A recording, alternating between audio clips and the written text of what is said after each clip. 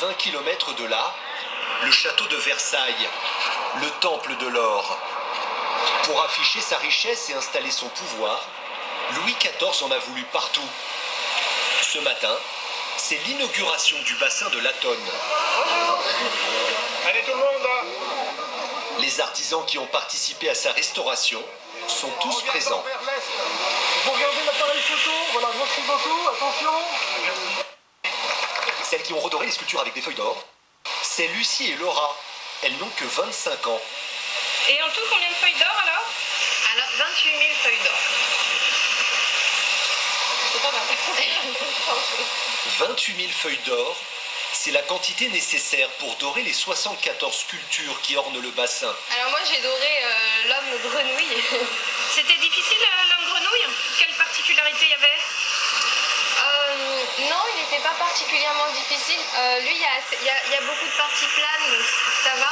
Les lézards étaient plus difficiles par rapport aux écailles, aux creux dans les écailles. Il faut que l'or épouse correctement la forme des écailles. Et donc là, il faut faire plus attention. Ouais. Il était beaucoup plus long à dorer finalement que les grands paysans.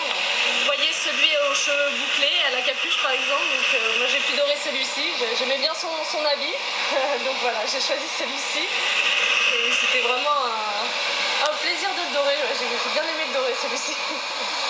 Pour Lucie, la dorure, c'est une histoire de famille. Cela fait 3 générations que ses parents restaurent Versailles. L'immense grille du château, c'est Baptiste, le frère de Lucie, qui l'a redoré il y a 10 ans. Ici, tous les intérieurs, on a utilisé des miroirs pour venir dorer, pour voir toutes les faces, parce qu'on ne se rend pas compte, mais y accéder à la main, c'est pas évident. Tous les grelots que l'on voit, tous les intérieurs des grelots sont dorés. Ça a vraiment été une expérience extraordinaire. 106 900 feuilles d'or qui ont été posées sur cette grille.